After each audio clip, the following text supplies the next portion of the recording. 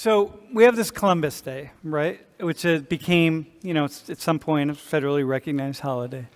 And then, there's a big push to turn it into Indigenous Peoples Day. But I'm going to argue that we should keep it at Columbus Day, okay? And then you're going to argue that. And you're going to then, of course, make the argument to Mr. Rashidi. And I have, I think, quite a persuasive argument to do that. Not that maybe we have another day for Indigenous peoples or we do something else, but Columbus Day really matters. And let me talk a little bit about what it is and how to think about this. So, first off, the day, Columbus Day, go back actually. So the day is not about Columbus. It never really was about Columbus. And the day is really about the Catholics and in particular about Italians.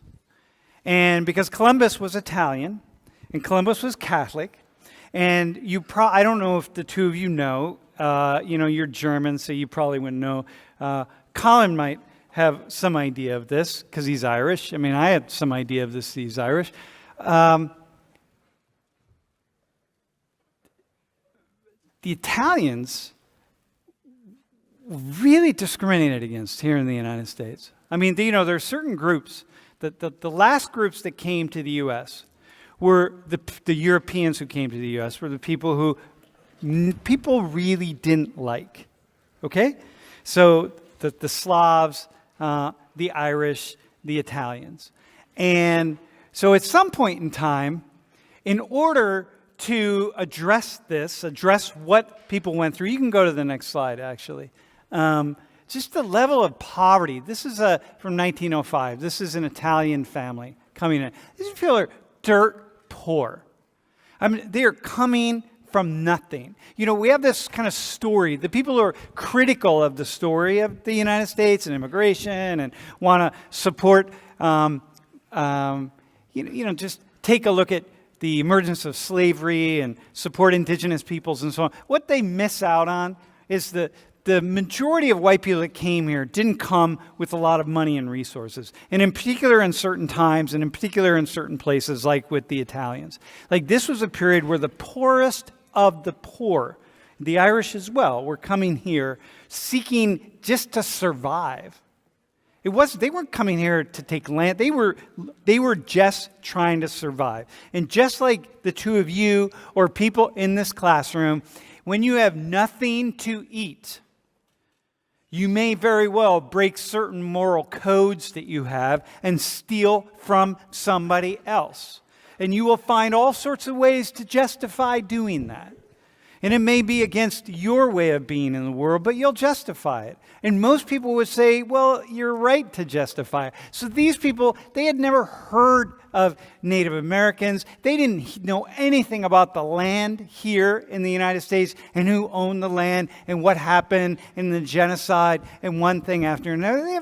They probably couldn't name a single tribe when they had decided to come over here. And it was hardly a decision. And so the idea is that Italians went through so much that people had this idea, wait a minute, hang on a second. Hang on, that's the first thing. The second thing is the hatred of Catholics. And this was a Protestant nation.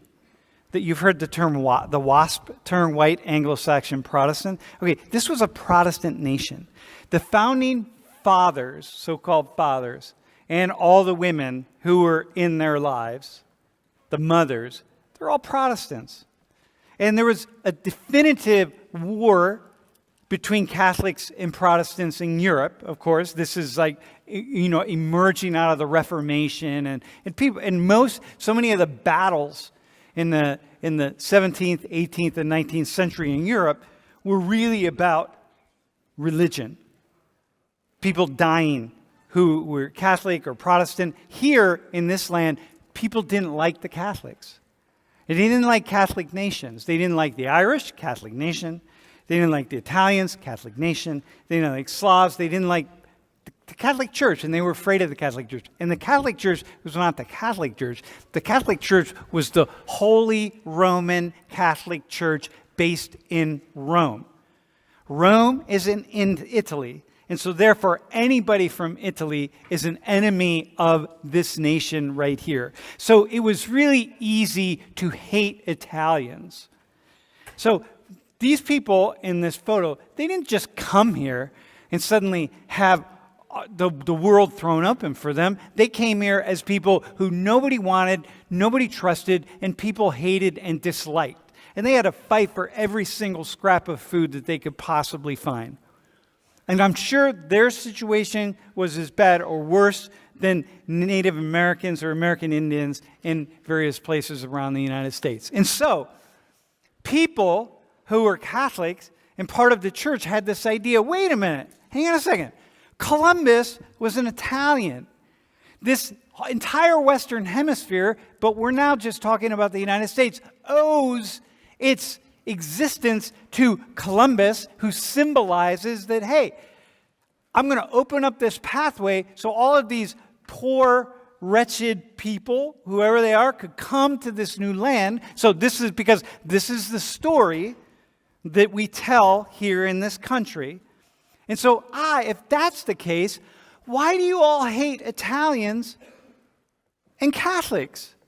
Because the person who opened the door in this land was an Italian Catholic. And so we have him. He's one of us. He's our person. So let's hold him up so that we can celebrate Italian Catholics. Because there was no other way to convince people in this country who hated Italians and Catholics so much. There was no other way to convince them that Italian Catholics are okay. Really, stop hating, man.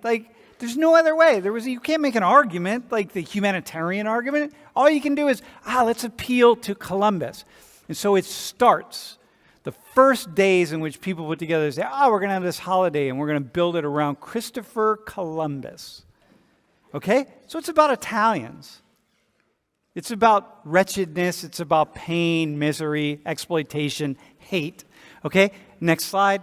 I found this slide. These are Italians in a flop house in probably New York City. Just look, you just can't imagine how.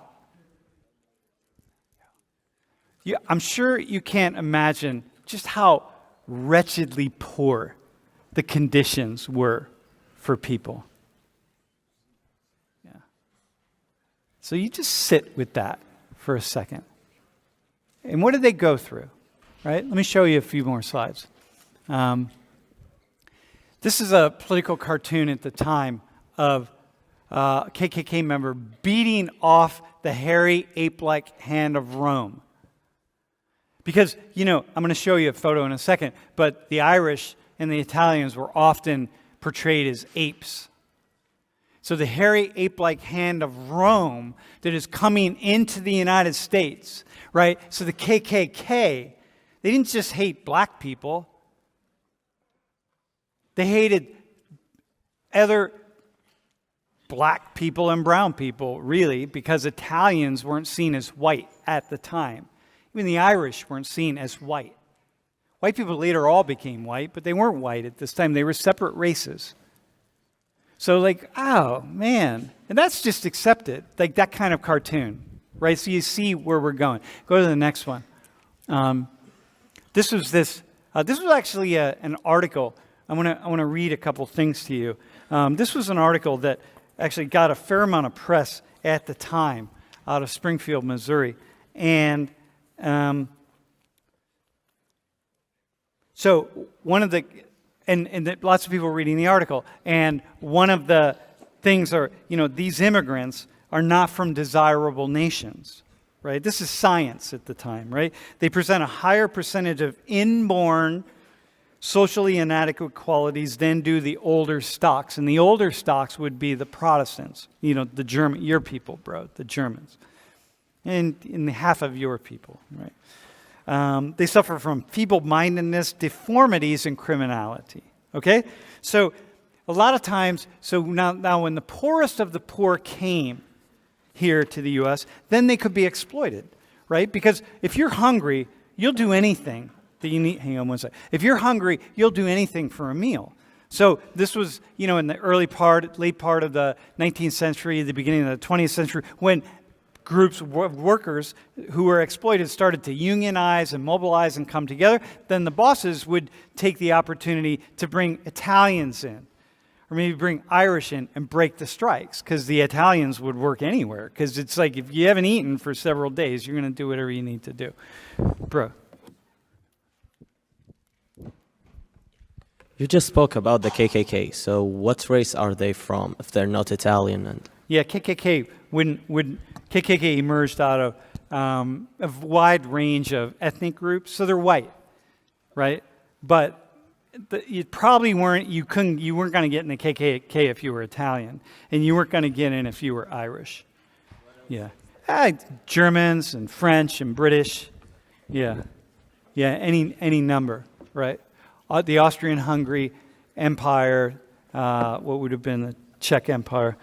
So here's another slide. So the person on the left, this is another political cartoon. The person on the left is black. Notice he's not portrayed as an ape. The guy on the right is portrayed as an ape.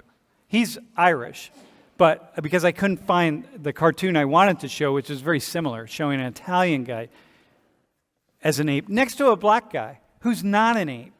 You understand? You see, you understand the level of the hatred of Italians here, right? Here's another one. What's interesting, this is the WASP, right? What we would like to see, right? Which is the WASP taking these, the Italian guy on the left and the Chinaman, the Chinese guy on his left hand and the Italian guy on his right hand, and just picking him up and throwing him back into the Atlantic. Right? And so you get a sense of how many, on the right, it's a sense of how many Italians came to the U.S. in that time, which is a lot. The United States didn't have that many people. All right, next one. Here's another political cartoon. Notice, like, mafia, these are, they were all socialists. They're all seen, these are these Italians who are seen as rats. And these are political cartoons. So Uncle Sam is standing there. The slums of Europe are dumping onto our shores. The rats are coming onto our shores. And then Uncle Sam is standing there saying, like, okay, we're going to have to do something with these folks. These are political cartoons of the time. You understand? So this is really important. Like you just can't imagine. So you watching this, you're seeing these kinds of things. So you can imagine how easy it would be to hate the Italians. Here's another thing, few things. No Italians allowed. 1888. The council passed a resolution to the effect that parties receiving the contract for paving East Washington Street shall bind themselves not to employ any Italian labor. Right? Italians not wanted. This is the Hartford Courant. This is in 1900. The business work and opportunity. Good steady barber, wages $15 straight. At 13, but no Italians. Right? No Italians. You see, this is just common at the time. You would just have these, you could have one ad. You just wouldn't employ any Italians. Next one, there were lots of lynchings of Italians. So people of African ancestry weren't the only people who were lynched in the United States. The second largest group of people who were lynched were Italians. And this was a lynching that happened. This is a portrayal of a lynching that happened where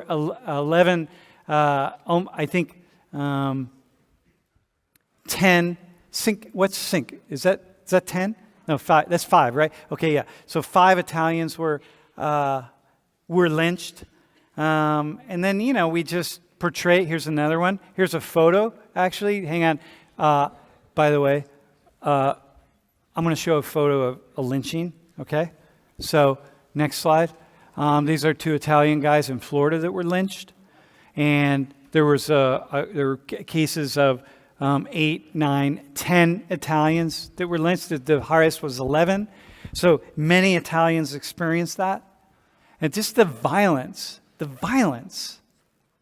you just can't even really comprehend because you live today.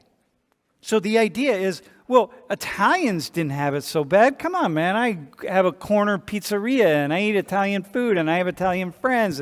And we don't talk bad about Italians. So it's like, well, it's not like that. Well, that's not the purpose of a holiday that goes back in time, is to recognize the wrongs that have been done to a particular group of people. And if my ancestors are Italian and my ancestors went through this, how is that any different than Native Americans whose ancestors went through what they went through?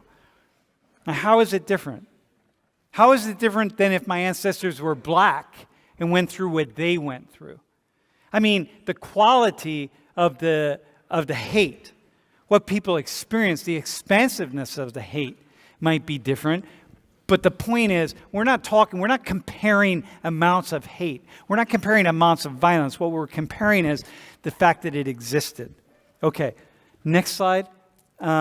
So this is I just did this really fast. You'll probably never see more words on a slide ever from me. The first Columbus Day is actually in 1792, when somebody first had the idea that we would have a Columbus Day. In 1869, it was officially Discovery Day in one state, and then in 1892, a one-time holiday, and then Colorado had the official Discovery Day. And again, what happened was they called it Discovery Day because that was the idea that you could hook the Americans into the idea of, hey, we Italians, an Italian discovered the land, because that's what people were using at the time. We don't say it now, but that's what people said at the time. So they used Discovery Day. So then in 1971, Nixon decided, hey, the second Monday of each October will be a federal holiday, and we'll call it Columbus Day. And then Biden proclaimed, he didn't eliminate the federal holiday, but he proclaimed that, hey, October 11th will be Indigenous Peoples' Day. Okay?